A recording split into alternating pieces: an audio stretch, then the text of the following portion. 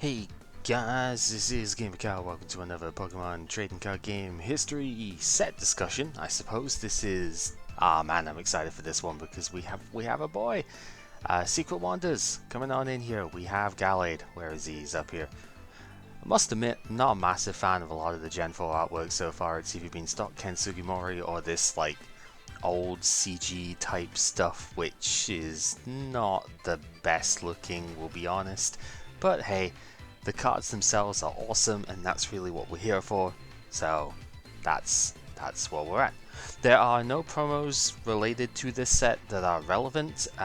Get used to hearing that a lot, unless it's like Pokemon Organized Play or something. I have them over here. This is a list of older promos that were released in the Diamond and Pearl block. That's up till Heart Gold Soul Silver.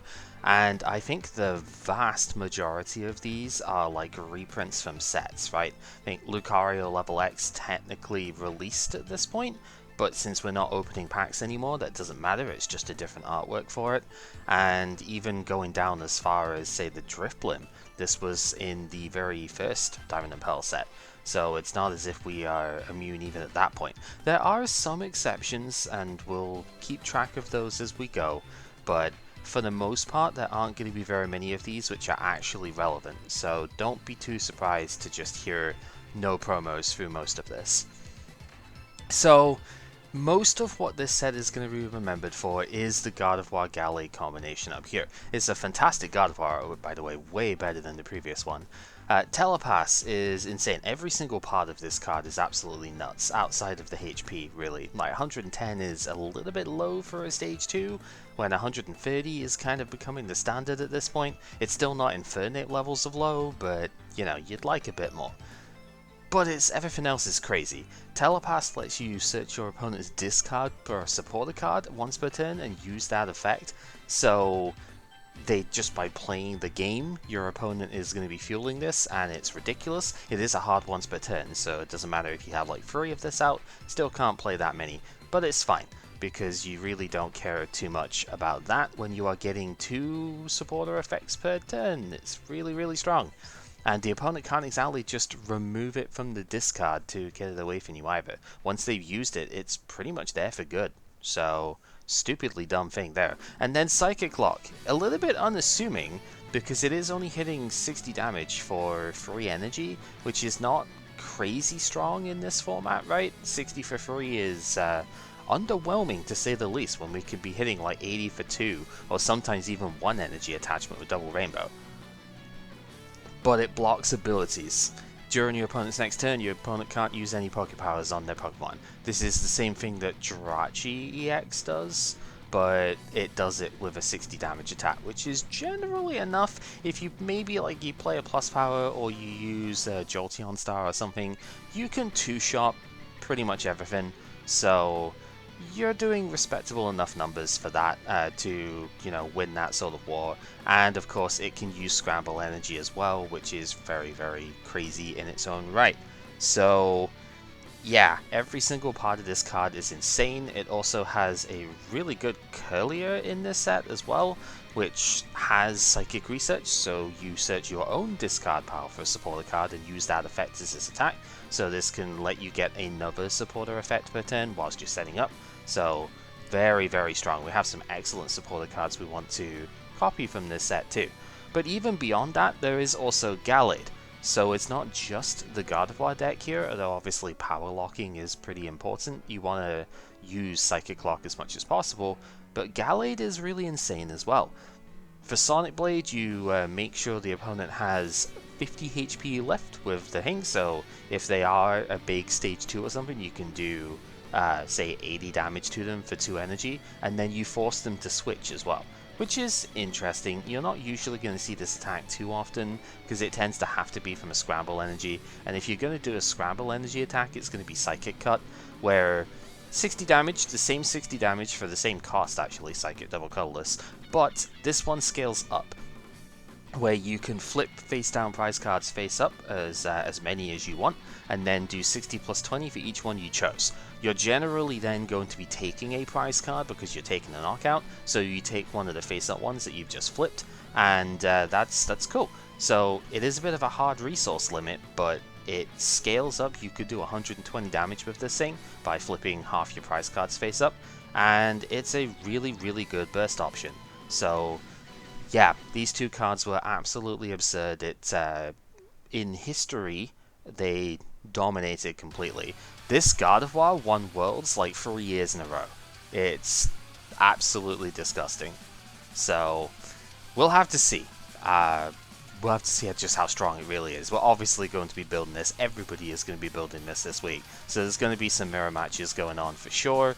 Maybe we'll just show those in midweek stuff, I don't know. Because there's plenty of other things I want to build in this as well. Now that we've gone over like the lady in the room, we haven't even finished. Because there's Gardevoir level X as well. So usually you're going to play 3 of the Psychic Clock Guardi, 1 of the Gallade, and then 1 of the level X too.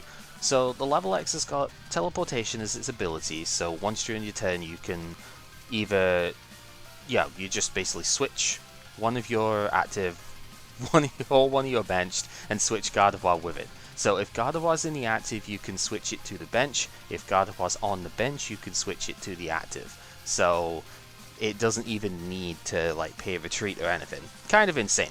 Which is good because for leveling up Pokemon, you do need to level them up in the active. So maybe you don't want the Gardevoir still in the active at that point. You can just switch it to the bench and that's great.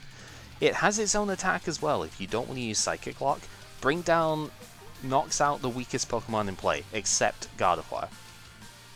So that can be obviously very strong if you have set up enough damage. Say you Psychic Locked on one turn, they're down to, 50 HP or something, and you don't have anything less than 50 HP in play, you just bring down the thing.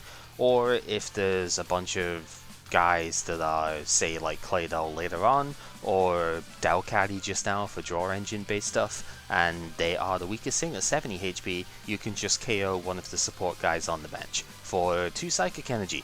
Not even as many as you need for Psychic Lock. Yeah, this card is kind of nuts as well. It's a tertiary part of the deck. You don't need to play it, but it is of course very strong for any Guardi focused deck, and we're going to see a lot of it, so get used to it, I suppose. Right, let's look at the supporters and stuff here because there's a lot of cool stuff. You can see there's a lot of like reprints of the thing, so if we were doing draft, this would be nice. We get like another chance at night maintenance. Plus power we already had maxed off, but we'd have had another shot at it. Things like Rowan, Rival, if you really want it, etc. These are all nice, but there's a couple of new cards in here which are worth noting as well. Professor Oak's Visit is the new TV reporter. Draw 3 cards, and then instead of discarding a card, choose a card from your hand and put it on the bottom of the deck. This generally is better. There are of course cards that want to be in the discard, so you would rather play TV Reporter, but we're going to get a replacement sort of thing for that next set anyway. This doesn't rotate at the same time, of course, and putting stuff on the bottom of the deck means you get to keep it for later, and also the opponent doesn't get to know what it is, which is pretty useful. Also has potential synergy with Electabuzz. If you do, we have banned Electivire, so we're probably not playing that deck, but if you were like playing normally, or just down draw in general, I believe there is a Diglett in this set, which has that. Draw a card from the bottom of the deck, or there's the Sableye that draws 2 from the bottom in Power Keepers. So stuff like that, you could actually synergize with this and still get to keep access to the card that you put at the bottom.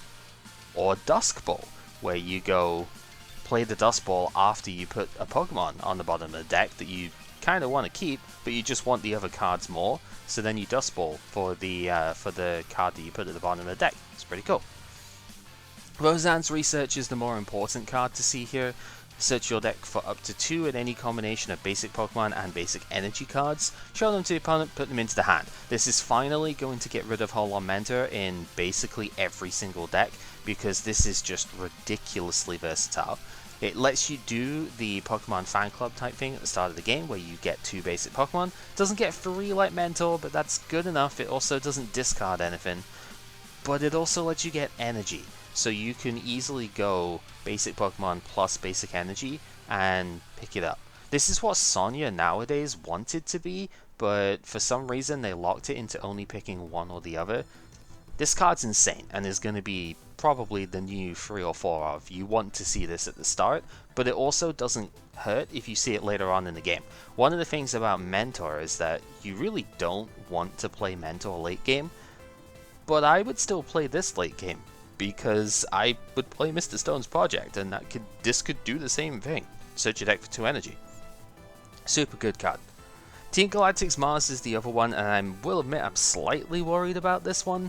I have played in a Mars format before, but that also did have stuff like Jesse and James and supporter recovery and all of the Lieutenant Surge stuff that you could do, so maybe it's not quite as bad here, but we do have a Pokemon that makes me worried with this. Draw 2 cards, then randomly discard. This time it bottom decks it. Mars in the modern day actually discarded the card. This one bottom decks the card, but that's effectively the same thing. You're removing a resource out of the opponent's hand. Draw 2 is pretty weak, but you're playing this in Disruption. And even though we banned Cess, there are plenty of good disruption tools that we are still going to have to put up with. So yeah, this could still be a bit of a problem. That's it as far as the new trainers go in this set. Like I said, everything else is reprinting, which is great for you know, the players at the time. We don't really need to worry about that though. So let's look at the stuff that could actually be pretty cool at the top here. Ampharos is something that was played with the Bronzong from I think the next set, where that had like Pain Amplifier I think to put damage counters on stuff that already had them. If the opponent plays a supporter card from their hand, they put a damage counter on each of their Pokemon. You can't do this multiple times, so it's another one of these Ampharos that does damage when your opponent does an action. This time it's for a supporter card though, which is kinda neat. We already have Electivire level X that does it for the other one, for putting energy, so this is cool. Cluster Ball's also kind of interesting, 70 for free, pretty average damage. Discard all lightning on the Ampharos if you want, and if you do, it does 20 to each of the opponent's bench to have any energy attached to them. So this can punish boards that go wide, but I don't know, it's fine. Like, decent enough spread on the thing, so cool card. Blastoise isn't really going to be too playable because of that unfortunate "if you do, this turn ends" clause on this thing. It has Rain Dance as a once per turn. You attach any number of basic water from your hand to your Pokemon however you want, but if you do, your turn ends, and that pretty much kills the viability of this card. Charizard, not at all viable, but it is kind of funny that it can technically do 170 damage when the opponent is halfway through their prize cards. That's kind of neat. Entei, maybe some fringe playability with Typhlosion. I don't think it's going to be good enough. The ability is kind of whatever. When it KOs a Pokemon from, you know, when the Entei KOs a Pokemon, it discards top 3 cards of the opponent's deck. I don't know if that actually triggers twice if you KO on the bench as well, because its attack does snipe, 3 fire energy, 60 snipe 20, which is pretty solid for a basic. But if you flip tails, you've got to discard 2 fire energy, and that's where the problem comes in, because Typhlosion can't accelerate active, so there could be issues with that, especially because it's a 2 energy retreat cost as well. That's hard to get out the active, so don't know if it's going to be playable, but yeah. Yeah, I'd have to ask if it actually triggers twice if you KO 2 Pokemon at the same time. Flygon. Irritating Buzz is exactly what it says it is. If it's your active, put the damage counter in each of the opponent's actives except fighting Pokemon. So this is just gonna effectively poison their active Pokemon at all times, which is interesting, I suppose. Sansonic only does 60 damage, which is not great, but if you have attached a fighting energy to Flygon this turn, it does 80 instead. That's very hard to keep doing, so I don't think it's very good, unfortunately. The 2 Gastrodon kind of work together, which is interesting. The East Sea Gastrodon moves damage counters from itself to a West Sea Gastrodon, because its attack does less damage for every damage counter that's on it. And then the West Sea Gastrodon, even the pink one, can do more damage for every damage counter that's on it, and then heals 2 damage counters afterwards. Again, not particularly strong in the long run, although Wild Waves is kind of an interesting way of sort of working through this, but if you can Wild Waves, why would you Raging Flood? Doesn't really make a ton of sense. They also have a 4 energy retreat cost each, and there's no way you're getting that out the active. So unfortunately not very playable whatsoever. Ho-Oh is a next set card, not this one. It uses rainbow-based attacks as it always does, 20 damage times the number of different basic energy that's on it. So the problem is it takes 4 energy to attack in the first place, so it is only at 80 damage as its main thing, but it takes 4 to even go. And we don't have Venusaur this time, so I don't know if that's going to be super viable, but we'll see. Phoenix turn is what makes it interesting though. Once during your opponent's turn, if it would be KO'd by damage, you can flip a coin. If heads, the Ho-Oh itself is not discarded, you just fully heal it and discard anything that isn't energy cards off the Ho-Oh. The opponent still takes a prize for it, but your Ho-Oh stays in play, so if you flip heads on them KOing you, you still have that 80 damage swing. I can see why this would be played, because it is a basic Pokemon that does a lot of damage, which is not always a thing in this era. So yeah, I could see it. We got a Jumpluff that is a crime against humanity because it's the only Jumpluff in history that takes 2 energy to attack, and it's not even that good either, but it is very, very irritating. And you can just flip a bunch of heads and the opponent can never damage you, which is dumb. Licky Licky doesn't really do much here. It can drag off and potentially paralyze for 20 damage, but for 2 energy, not really good enough. Ludicolo has Rain Dish, that's about it. 80 damage for free if you have a Stadium card in play, but there aren't really very good Stadium cards to play right now. I guess you'd play Glacier with this because it's a water type, so you have no weakness at that point. Sure, not really good enough. Lugia is intriguing. If the opponent doesn't have any any energy cards on them, you do 120 for free, which is crazy strong. I don't think this is really that viable, but it's funny. If nothing else, you might be able to warp point the opponent into something you can just KO. So maybe it's cool. I don't know.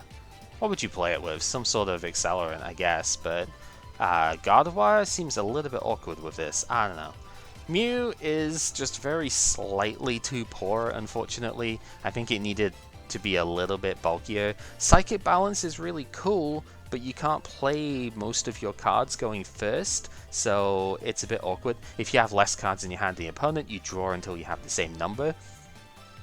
For no energy, that's amazing, but it's just, where is that coming from? I don't know. Then Recreation is too expensive on a basic. We can't play Scramble Energy on this thing, so it gets to be very awkward. You copy an attack from the opponent's discard pile.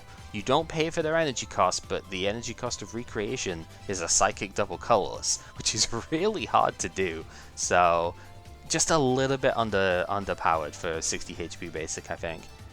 Just too hard to get set up, but I really like the concept. Raikou is interesting. I don't think we have the lightning acceleration to really use this thing. When you attach a lightning from hand to Raikou, put 1 damage counter on one of the opponent's bench. That's actually a really cool effect, to be honest. And then Thunderclimb for free lightning does 50 and discards the top 3 cards of your deck, which is already not a good start. But it does 50 plus 10 for each lightning energy you discarded, and then you attach those lightning energy to one of your Pokemon. If you can manage to get enough energy in your deck where you're like discarding, even just 1 is probably good, but if you could discard 2 energy with this thing, it's like 70 damage, accelerate 2 energy, discard a card out of your deck. Seems ridiculous, but I don't see how you're getting there without destabilizing the deck too much. It just seems a little bit too much work, but there's some really cool things you could do with that. Roserade, unfortunately, just nothing on that attack, so moving on. Salamence is kind of interesting. 2 fire, 2 water is a ridiculous amount of energy to have to put on to a stage 2, especially when you have to discard 2 basic fire or 2 basic water, so you can't even like double rainbow and discard double rainbow for stuff here. Has to be basics or you do nothing. If you discard 2 fire, it's 100 to the opponent's active. If you discard 2 water, it's 100 to one of their bench. That part is really, really cool. But how are you accelerating water energy onto this thing? And then still getting the fire on as well? It just doesn't work, right? Because you can't scramble energy this unless you already have 2 of a basic energy on it. I don't know where it's coming from. It's very, very awkward. Speaking of stuff that's less awkward, Suicune is kind of neat. Just again, taking 3 water energy is a bit awkward for a 70 HP basic. But I suppose if you want to play Blastoise, maybe you could do a thing with this. When you put Suicune from hand to bench, you can get 3 water Pokemon from your discard pile and put them into the hand. That is insane. So this could actually just be a recovery tool in its own right. Cure Stream is, again, super awkward for the cost, but 3 water to do 60 on a basic, sure. During your opponent's next turn, take 20 less damage. That explains the lower HP, but honestly, I don't know. Seems weird that Suicune, you know, the bulkiest one, is the one that has the lowest HP, right? You'd expect Raikou to be that, but whatever. And then just to round out the hollows here, Venusaur, meh. If you flip heads, you can choose a Sleep Burn or Poison to inflict the opponent with, whatever. Giant Bloom is exceptionally weak here. 2 Grass and a Colors to just do 60, and if you flip heads, heal 40. No, just no. Some of the rares are actually really solid here as well. Absol is going to be an absolute menace.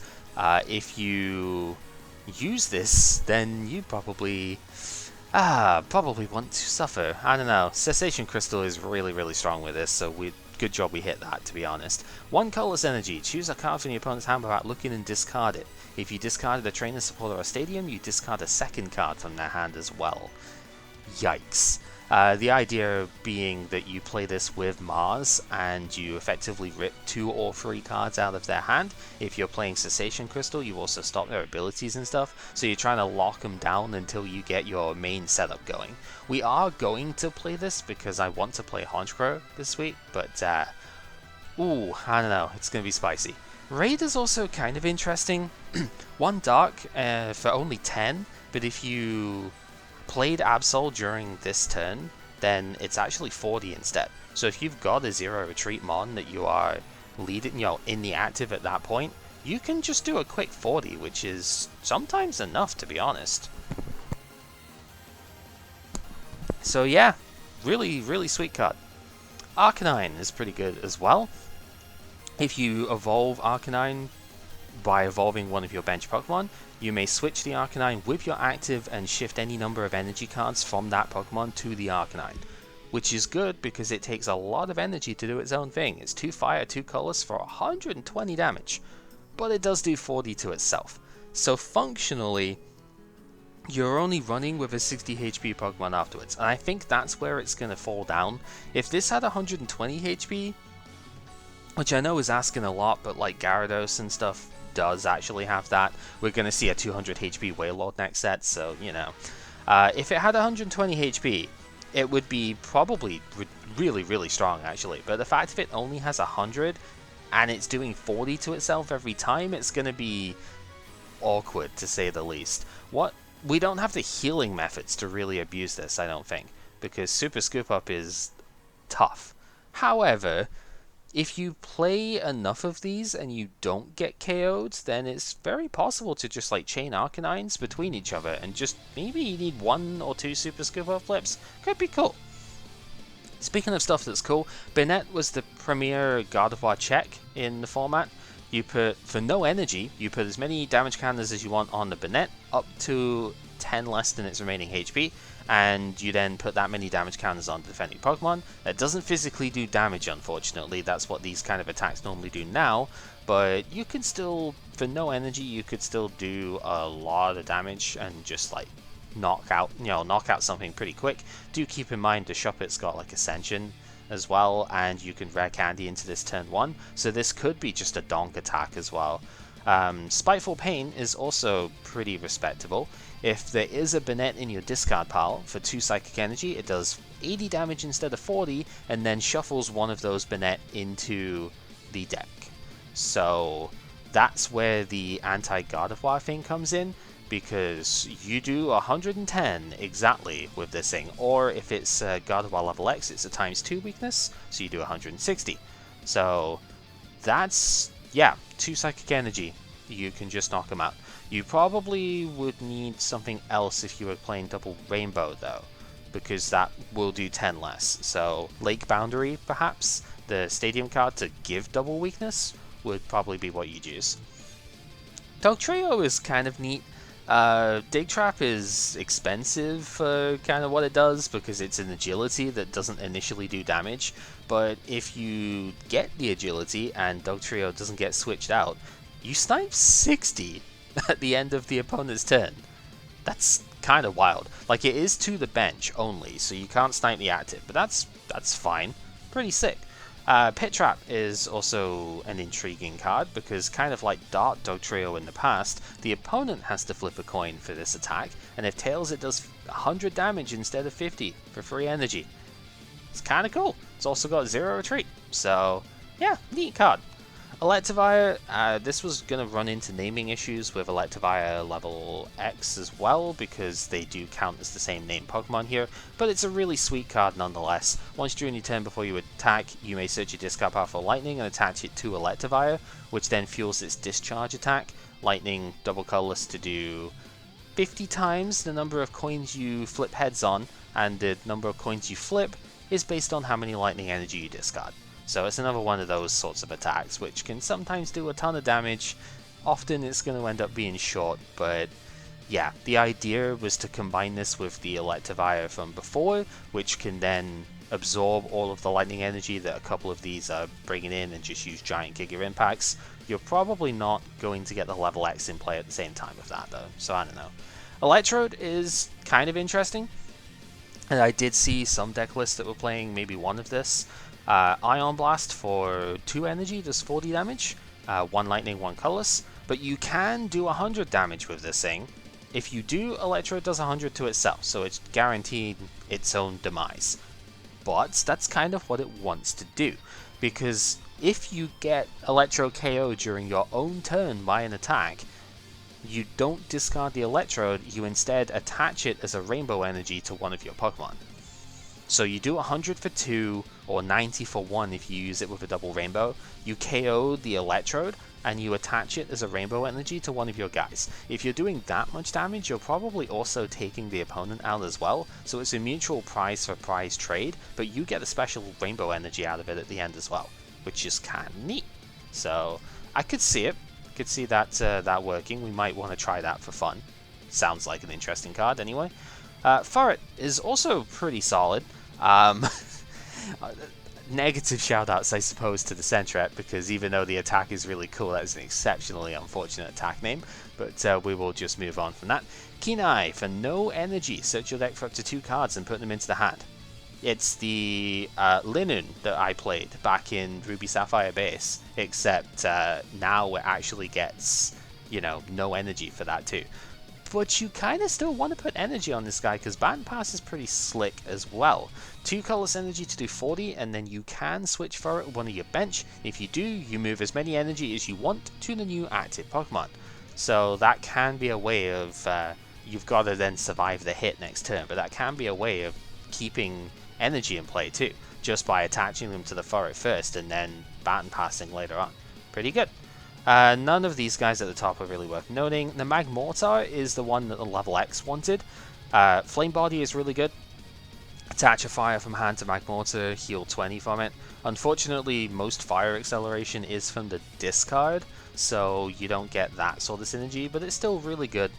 Flame Blast is interesting. 20 damage times number of fire energy that's on the Magmortar. We've seen this kind of attack quite a lot, but it's not bad if you could just stockpile a ton on here, because you are healing every time you put an energy on, so you probably want to put quite a few on, and this will eventually rack up, so pretty good. And you can use the excess fire energy for the whatever the attack on the Magmortar level X was called, I forget.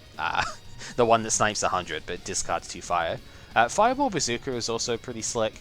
1 fire and 2 colorless to do 40, which is not a lot, but it also snipes 20 to 2 of the opponent's bench. Lucario is still good for only sniping once, so there's no reason why Magmortar wouldn't be able to do it when it, do well when it snipes twice. It's pretty good. And it also has a strong first attack, which Lucario did not. Minun, I think, is kind of neat. If any of your Pokemon were KO'd last turn, you may draw 2 cards. Actually, this saw play with like Oricorio in and that was a GX as well back in Gen 7. So I know this kind of effect can be neat. So Maybe it could be useful for that. I don't know. The rest of it's kind of bad, but who cares? Morphin would have been amazing with Cess. If it has any damage counters on it, then you do 70 for 2, which is pretty solid. It's not as strong as some of the other Cess decks that way, but it also got to use the likes of Gyarados as well, because Gyarados also synergized with having damage counters on, so that's really solid. And if you do end up evolving this early, Silver Wind is an attack that you can use to just do 40 extra damage to the opponent, which is okay. Then we have Nidoking over here. Just noting this because the Nidoqueen in the previous set, for every queen you have in play, that reduces this guy's attack cost by 1 colorless. So you could technically poison rub for free. It's not strong enough in when it's Psychic Weak as well, but it's still kind of neat. Poisons the opponent and does 20 damage for 2 colorless energy, but before doing damage you can force the opponent to switch and poison a new thing instead. So it's drag off with extra steps, or not extra steps, but like extra perks as well. Pride Attack is also kind of neat if you do have a couple of those queen on the bench, because effectively that makes it 2 Psychic instead of 2 Psychic, 2 colorless. Does 60, and for every Nidoqueen on the bench you flip a coin, 30 more damage for each heads.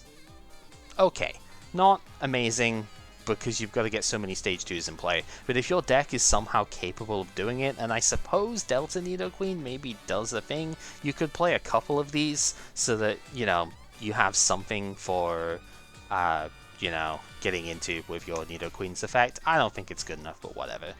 The Plusle has a similar thing to the Minun, except instead of drawing 2 cards, it searches your discard pile for 2 basic energy and puts them into hand. I don't think there's enough ways of accelerating from the hand at the moment that actually makes this that worthwhile, but yeah, I'd rather play the Minun to draw 2, but I could see it, I suppose. And then Weavile, I think, is the major other one to look at. There's a couple of other cards that are still worth it, but Weavile's the big one, because this was played in Gardevoir variants. I think it was mostly played to get around, maybe it was to get around Psychic Resistance like Scizor or something, I don't know. Dark Engage is probably for the damage output as well. Once during your turn before you attack, each of your active Pokemon becomes a Dark type until the end of the turn.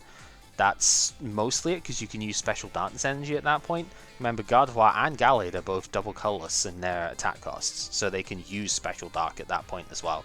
Shadow Charge for no energy. Search your deck for up to 2 Dark Energies and put them onto your Pokemon in any way that you like. So this also gives you some early game burst potential, not even burst potential, but like early game setup whilst you are going through the rest of your stuff. And then Chip Off for 2 Dark Energy, 40 damage. If your opponent has 6 or more cards in their hand, discard a number of cards without looking until they have 5 left. A little bit better than Pull Away and stuff like that, because it actually discards the cards. You can make this into a Dark type instead of a Water type, so you actually have a sort of Four Corners-esque version of the thing as well, where you're hitting Water, Dark, Fighting, and Psychic within the same deck. And if you do that, you can do like 60 damage for the 2 if you've got 2 Special Dark on this thing. It's frail, but it also has 0 retreat, so I could see why it would be an excellent card for the deck. Otherwise, what else is that's cool? Breloom was a cute tech that I remember seeing sometimes. Homing Uppercut for a Scramble Energy, basically fighting double colorless. If the opponent has no retreat cost, it does 120 for free instead of 60. I remember seeing this in some decks that were playing the Phoebe Stadium to make Gardevoir have 0 retreat, so you can do 120 with this thing instead. Don't think it's strong enough, but it's neat, I suppose. And then we have like a bunch of starter Pokemon in this set as well, like as in ones you want to lead with, which is pretty cool. Sableye for 1 colorless energy. Look at the top 5 cards of your deck, choose as many trainers as you want from that, and put them into hand, and then every other one gets shuffled back in. So if you're playing an item-heavy draw engine sort of thing, not even necessarily draw, but just like search engine, etc., this is a really cool card to have around. So that's kind of fun. There's a Smeargle that searches your deck for 3 basic energy and puts them into hand. I guess if you're playing the Blastoise deck, maybe that could be something you could use. Not really sure. Delcatty, I suppose you could maybe use it with as well, just to have the discard thing going on. The Murkrow in this set, we haven't talked about the Honchkrow yet actually as well, that needs to be brought up. The Murkrow in this set can evolve the turn that you play it, which I think you could maybe use that as a comeback sort of thing, where you play it down, you evolve it immediately into the Honchkrow and use like Dark Wing Flaps or something for a Scramble Energy at that point. You could maybe do something like that. I don't know. Which there was another one. Right down the bottom here, Stantler. 0 energy. Search your deck for a supporter. Put it into hand. This is the one I'm most interested in trying immediately. I think this card is going to be insane because you can. It's a good HP lead, so it doesn't die to most stuff. You can use it for no energy, so if you have a Pokemon on the bench, you don't have to actually attach. You can attach to the bench and not attach to this thing, and you get your supporter of choice for the next turn. Absolutely insane. So definitely looking forward to that one. And then, yeah, we might as well talk about the big bird down here because it's the first thing I'm going to be building this week. Honchkrow level X. For those who don't remember, the Honchkrow in the previous set is what you level up from this. And if you can pay for your Pokemon's attack costs, the Honchkrow's attacks, any Murkrow you have in play can use those Honchkrow's attacks.